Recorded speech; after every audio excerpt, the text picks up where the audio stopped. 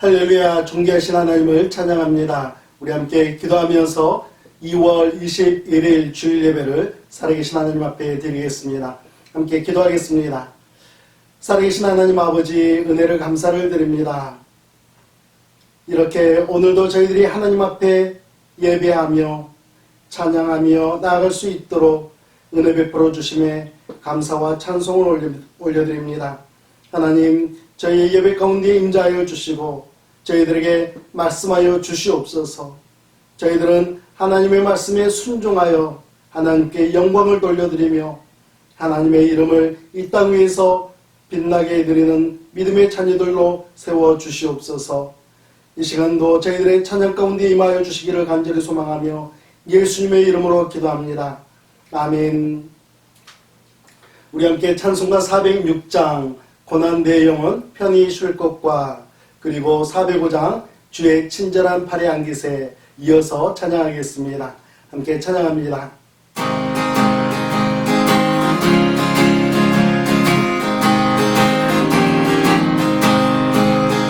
고난 내 영혼 편히 쉴 것과 풍랑 위로도 안전한 보루 폭풍 터지려 다스리시는 주의 영원한 밤의 길을 주의 영원하신 팔 함께하사 항상 나를 붙드시니 어느 곳에 가든지 요동하지 않으니 주의 팔을 내게 가리라. 세상이 눈에 나를 버려도 예수님을 함께 동행하므로 주의 은혜 같은 나라이니 주의 영원한 밤의 길을 주의 영원하신 팔 함께하사 항상 나를 붙드시니 어느 곳에 가든지 요동하지 않으니 주의 팔을 내게 가리라. 나는 믿음이 연약해져 믿음을 위한 힘을 주시며 그때 갈대로 안도하시는 주의 영원한 팔의 길을 주의 영원하신 팔 함께하사 항상 나를 붙드시니 어느 곳에 가든지 요동하지 않으니 주의 팔을 내게 가리라. 잊지 못한 것 주께 없으니 나의 인생을 주께 맡기며 나의 모든 길 대신 뛰시는 주의 영원한 팔의 길을 주의 영원하신 팔 함께하사 항상 나를 붙드시니 어느 곳에 가든지 요동하지 않으니 주의 팔을 내게 가리라. 주의 친절한 팔이 안기세 우리만이 평안하리니 항상 내그로 보지 되는 영원하신 팔을 안기세 주의 팔을 이끄신 팔이 안기세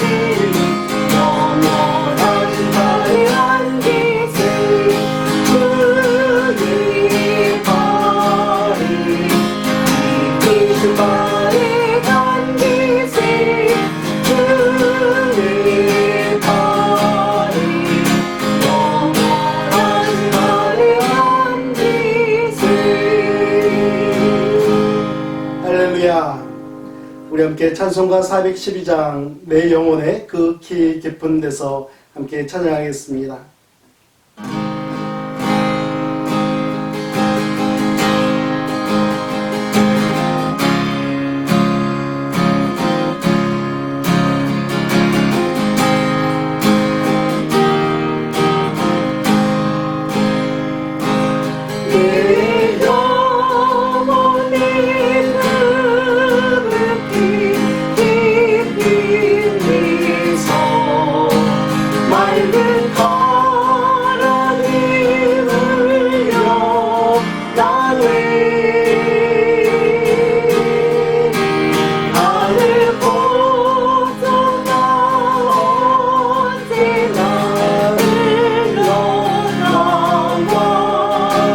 내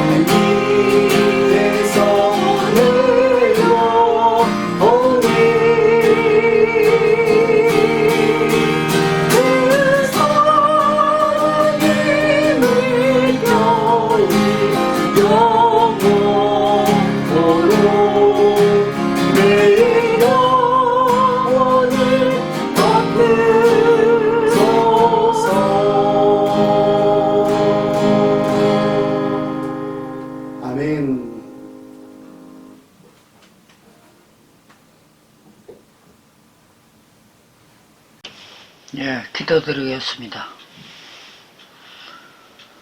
사랑과 은혜가 충만하신 주님 은혜에 감사드리옵나이다.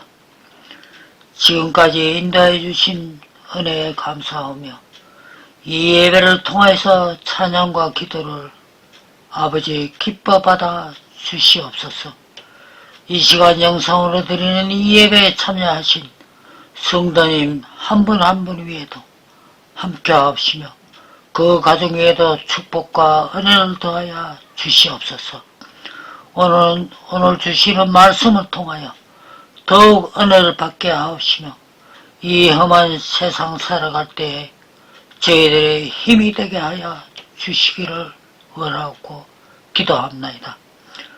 오랜 세월 아버지와 코로나로 인하여 저희들이 힘든 시간을 지나왔습니다. 아버지 하나님이여, 이 세상으로 인하여 저희들이 두렵습니다. 아버지여, 행여나 저희 믿음이 떨어질까 두렵습니다. 저희들이 게을러질까 내타해질까 두렵습니다.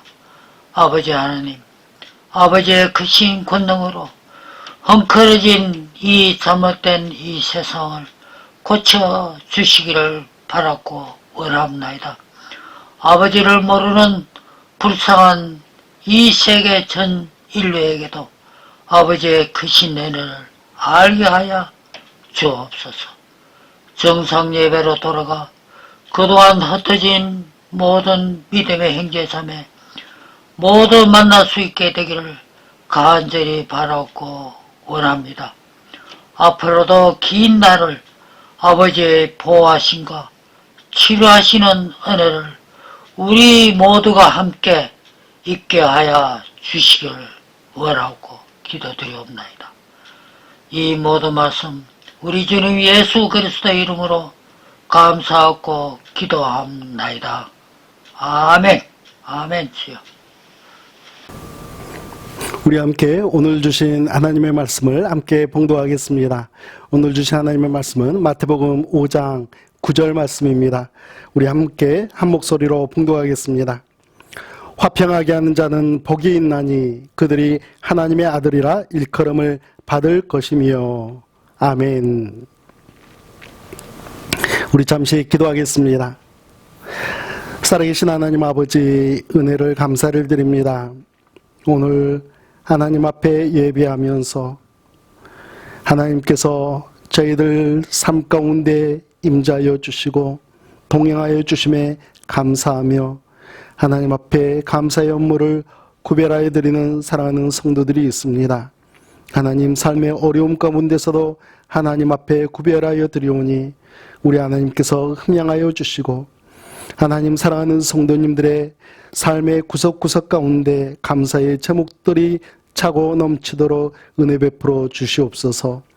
삶의 터전을 허락하여 주시고 하나님, 수고하여 얻은 10분의 1을 구별하여 하나님의 것으로 드리오니 하나님, 드리는 손길마다 하나님의 은혜가 차고 넘치게 하여 주시며 하나님 아버지, 참으로 어려운 시대를 살아가고 있지만 하나님, 물질적으로 부족함이 없고 어렵지 아니하도록 하나님께서 세밀한 손길로 하나님 역사하여 주시기를 간절히 소망합니다.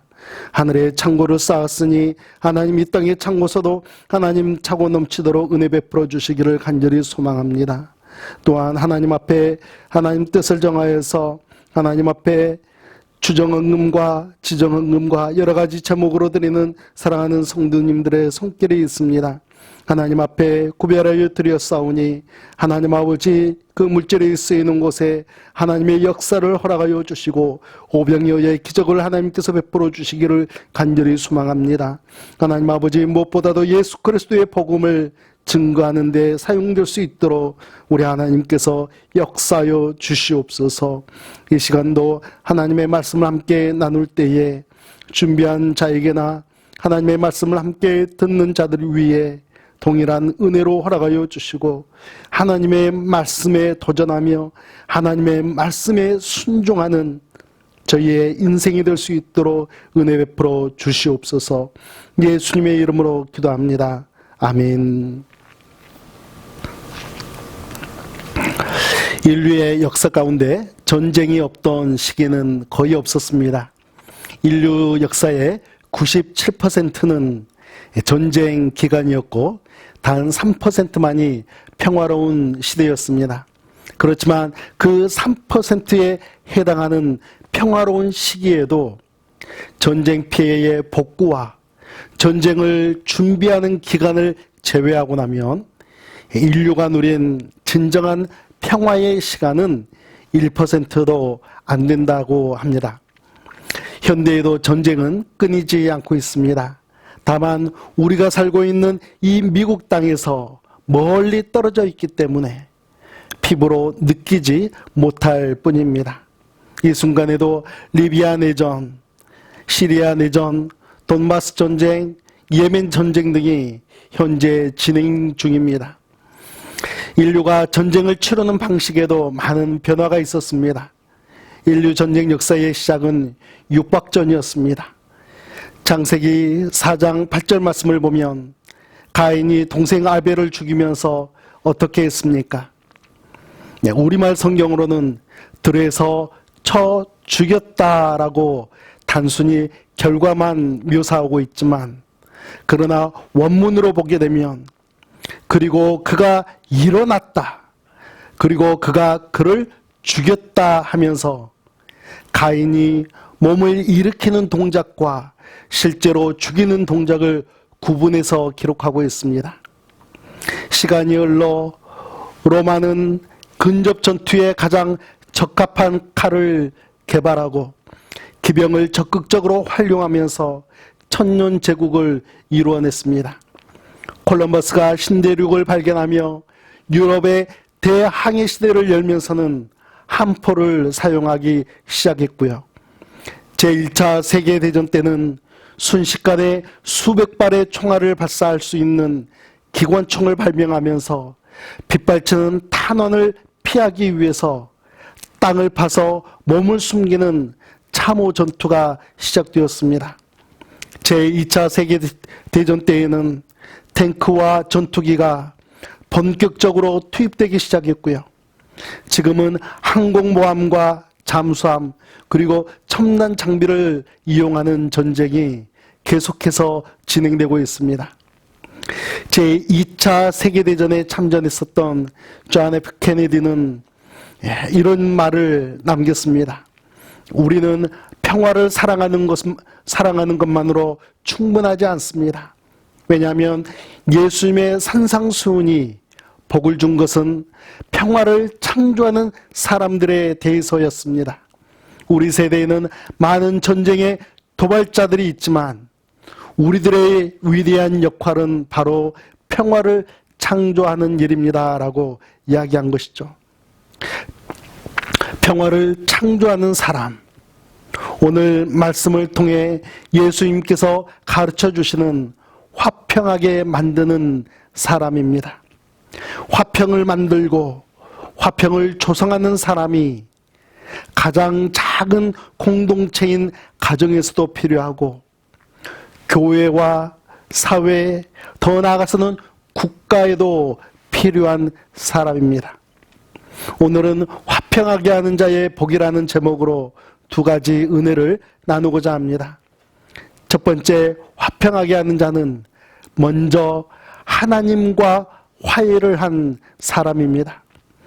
성경에는 평화라는 단어가 400번 이상 등장합니다. 하나님께서는 왜 이렇게 많은 평화라는 단어를 반복하시면서 이렇게 평화를 강조하실까요? 하나님께서 보시기에 우리 인간의 삶 속에는 반드시 평화가 필요하다라는 것입니다. 다시 말하면 너희들의 삶을 가만히 들여다봐라.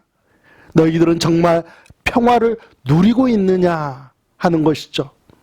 서로 사랑하고 협력하고 인정하고 격려해 주면서 그 영혼을 세워주고 있느냐, 아니면 마음속에서 불같이 일어나는 전쟁 속에서 폭력과 갈등과 분열과 혼란과 고집과 미움과 시기와 질투와 서로 편가르기를 하면서 살아가고 있지는 않느냐 하며 질문하는 것입니다.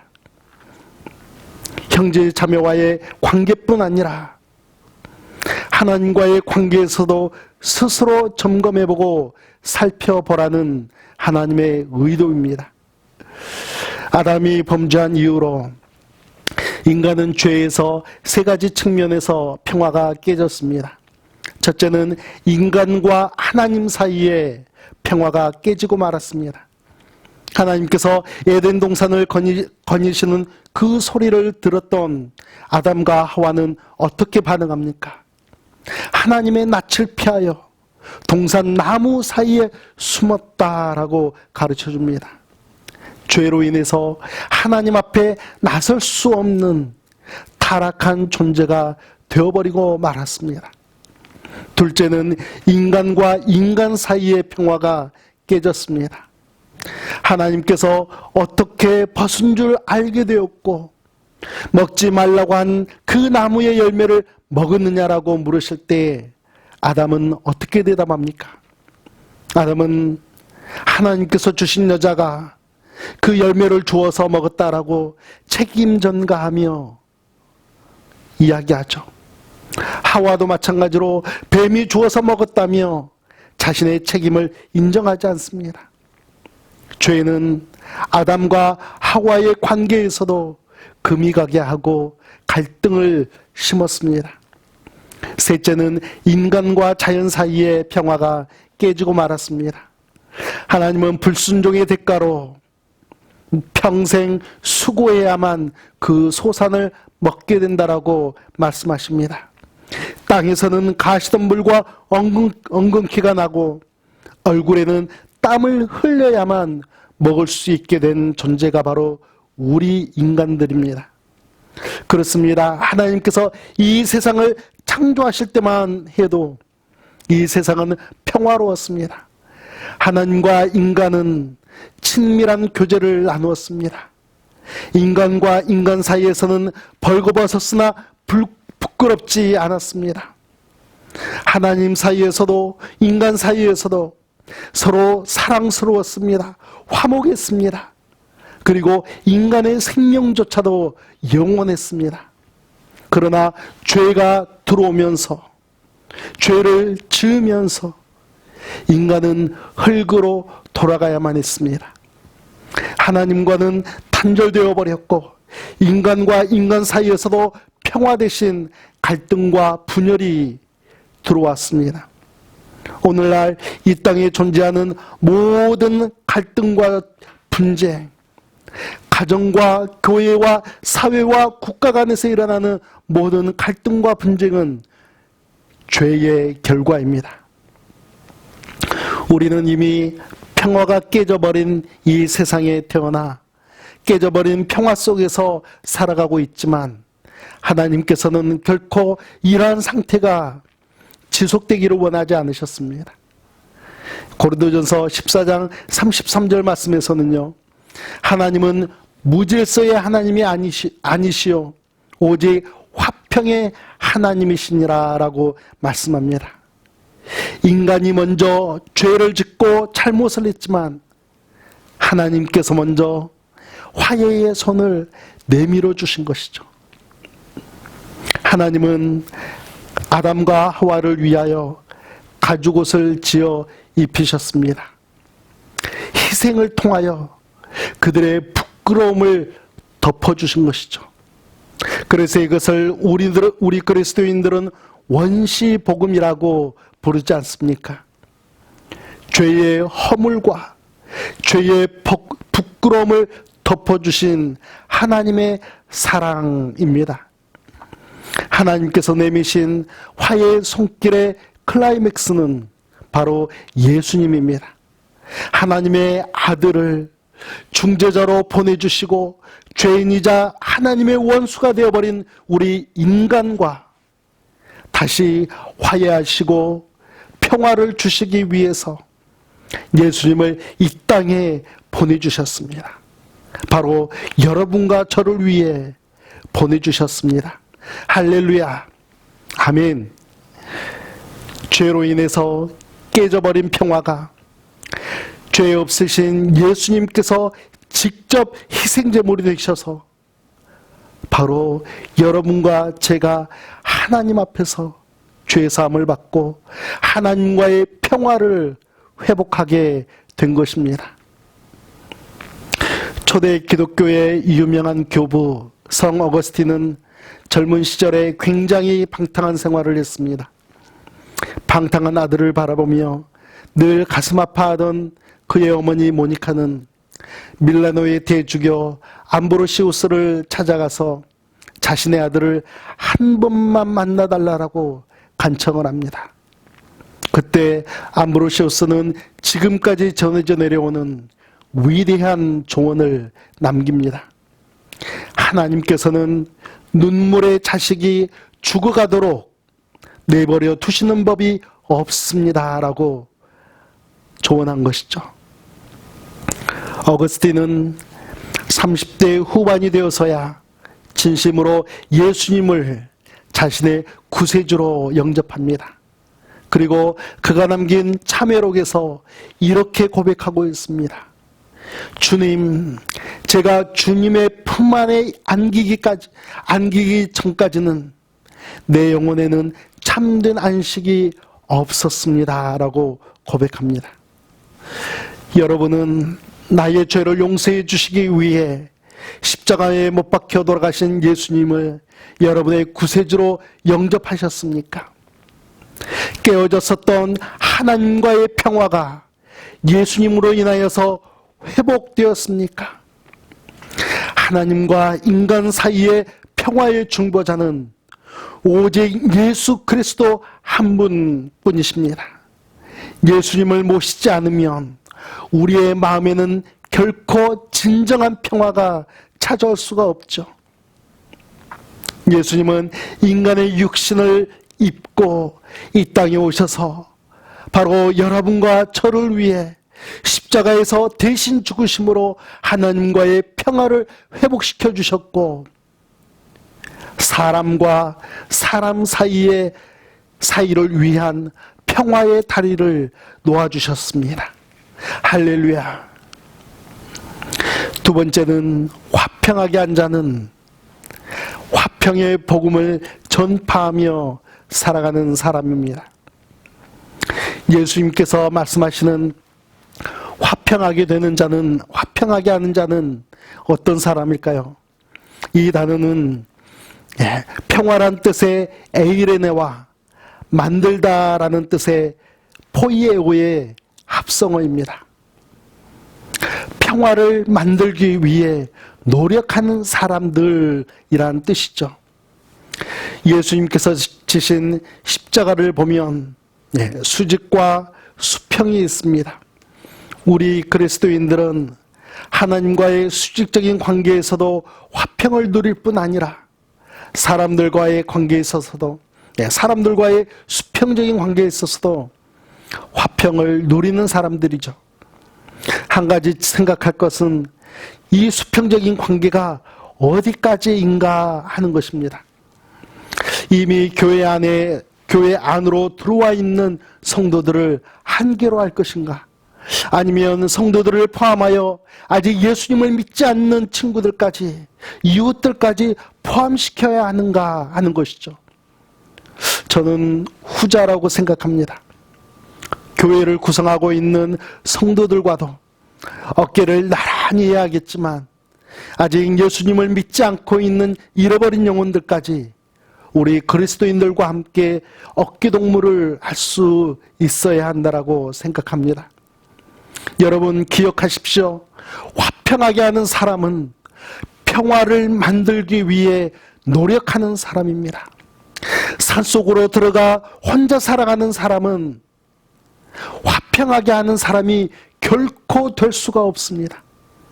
다른 사람들과 부딪히지 말고 나 혼자만 평안하게 지내면 되지 하고 그렇게 생각하는 사람도 화평하게 하는 사람이 될 수가 없는 것이죠. 화평하게 하는 자는 평화를 만드는 사람, 화평을 조성하는 사람입니다. 싸움이 있으면 말리고 평화를 만들고 평화를 조성하기 위해서 하나님께서 자기 자신에게 주신 능력을 모두 활용하는 사람이 바로 화평하게 하는 사람입니다.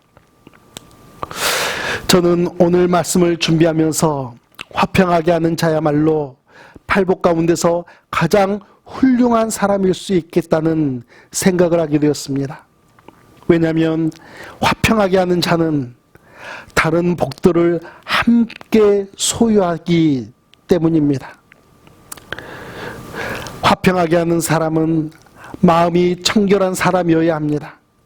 그 사람의 마음 속에 분쟁의 씨앗이 없는 사람, 시기와 질투, 미움과 이기심이 없는 진실한 마음의 소유자가 화평을 만들 수 있기 때문에 그는 이미 6번째 복을 가진 사람이라고 할 수 있습니다.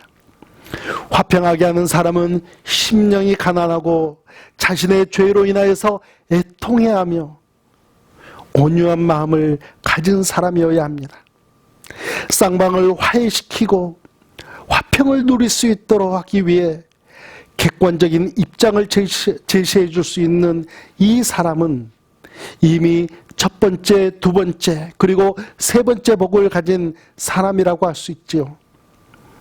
화평하게 하는 사람은 긍휼히 여기는 마음도 소유하고 있어야 합니다.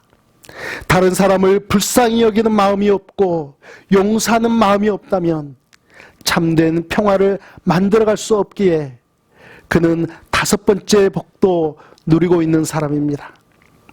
화평하게 하는 자는 하나님의 의와 하나님의 영광을 위해 화평하는 자리에 기꺼이 나서는 사람입니다.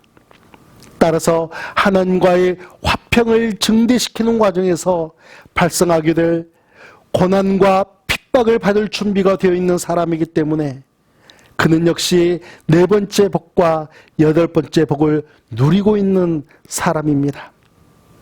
그렇다면 화평하게 하는 자는 가장 위대한 복을 누리는 사람일 수 있지 않겠습니까?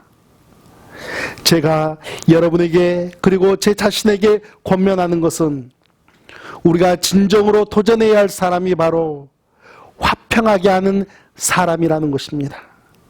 내가 화평하게 하는 사람이 되어 가정 가운데 하나님의 평화가 임하고 내가 화평하게 하는 사람이 되어 교회 가운데 하나님의 평화가 임하고 내가 화평하게 하는 사람이 되어 하나님께서 허락하신 나의 삶의 터전 위에 하나님의 평화가 임하게 된다면 이만큼 복된 삶이 또 어디에 있겠습니까?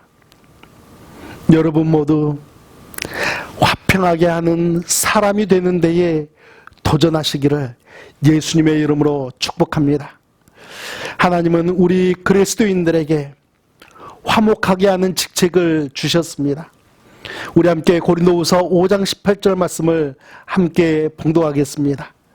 모든 것이 하나님께로서 났으며 그가 그리스도로 말미암아 우리를 자기와 화목하게 하시고 또 우리에게 화목하게 하는 직분을 주셨으니 아멘. 여기에서 우리는 사도 바울과 그의 동력자들만을 가리키는 말이 아닙니다. 바로 여러분과 저 우리 그리스도인들을 이야기합니다. 다시 말씀드리면 우리가 신앙생활을 하면서 화평하게 하는 것은 우리의 선택사항이 아니라 의무사항이라는 것입니다. 우리는 어떻게 이 직책을 감당할 수 있겠습니까? 우리는 예수님을 보면서 배울 수가 있죠. 여러분, 예수님께서는 어떻게 화평을 전하셨습니까?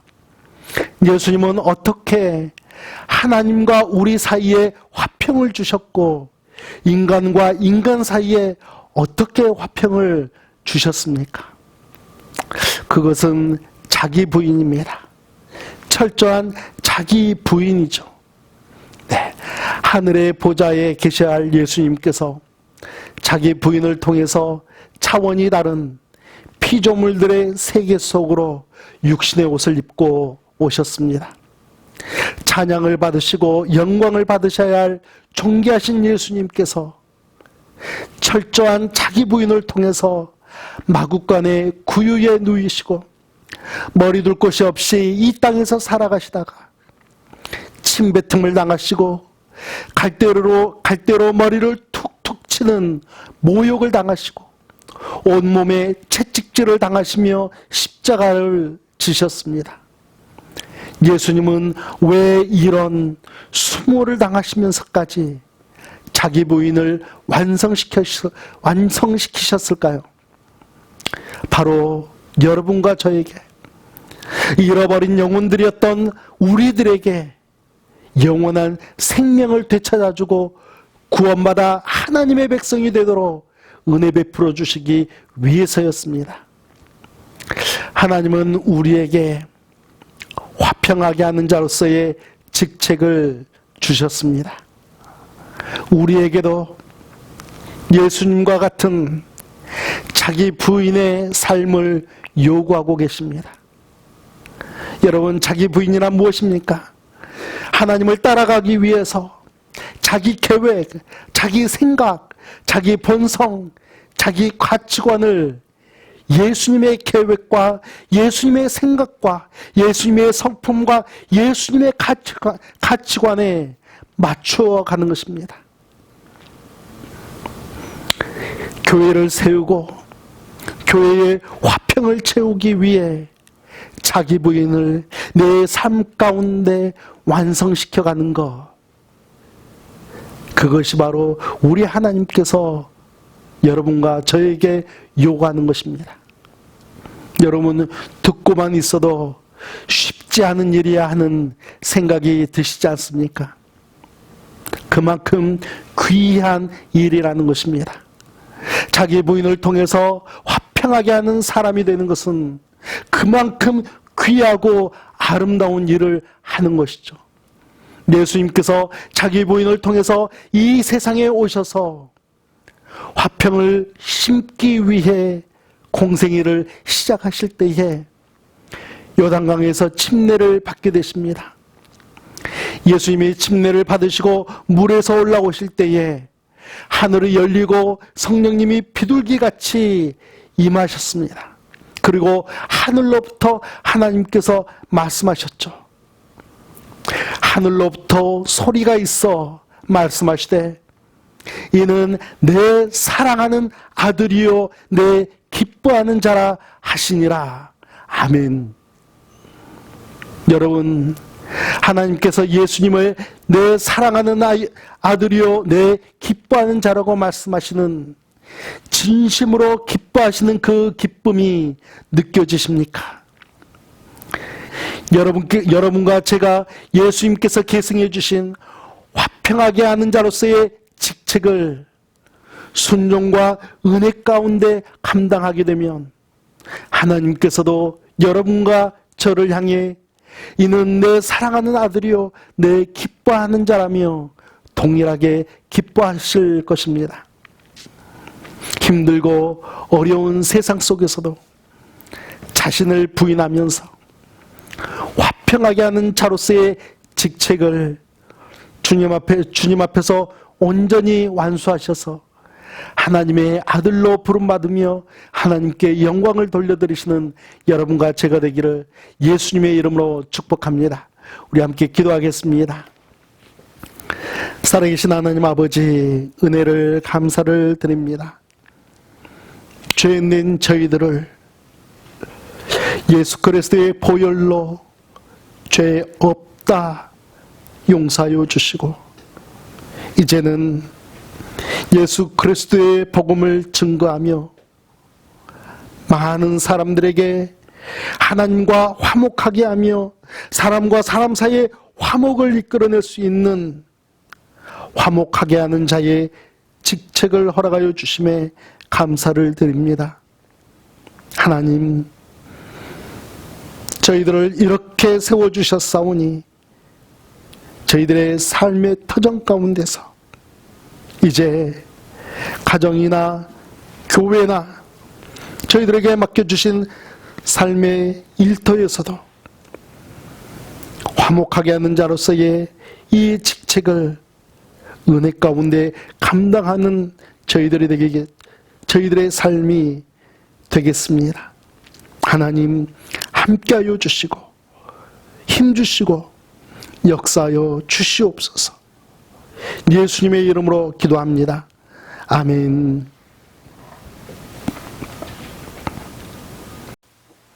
우리 함께 찬양을 하실 때에 405장 주의 친절한 팔에 안기세 함께 찬양하겠습니다.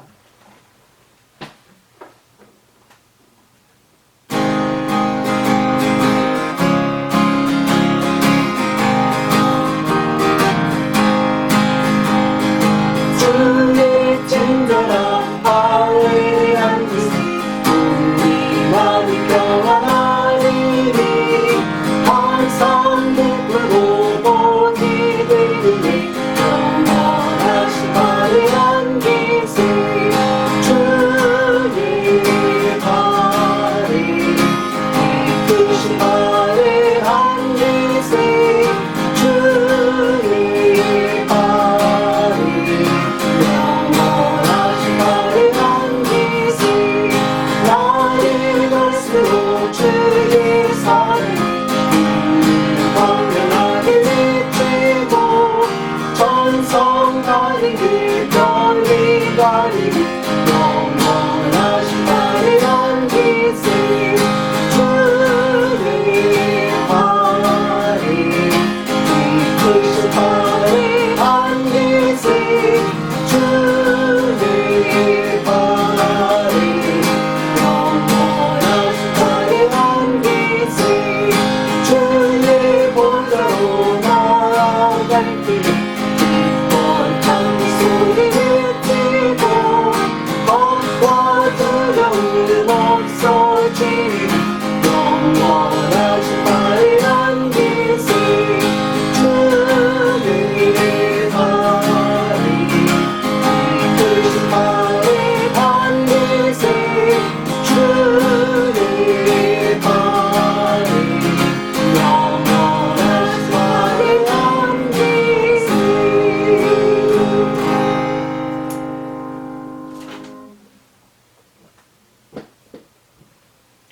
함께 기도하겠습니다. 이제는 우리 구주 예수 그리스도의 은혜와 살아계신 하나님 아버지의 극진하신 사랑하심과 성령 하나님의 인도하심과 역사하심 가운데 이제 우리 인생 가운데서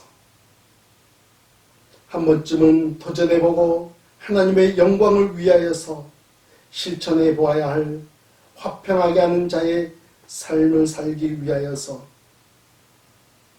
하나님 앞에 화평하게 하는 자로서의 다짐을 하며 주님을 더욱더 붙잡고 의지하는 사랑하는 성도들과 그들의 가정과 그들의 삶의 터전 위에 이제부터 영원토록 함께 하시기를 예수 그리스도의 이름으로 축원하옵나이다. 아멘.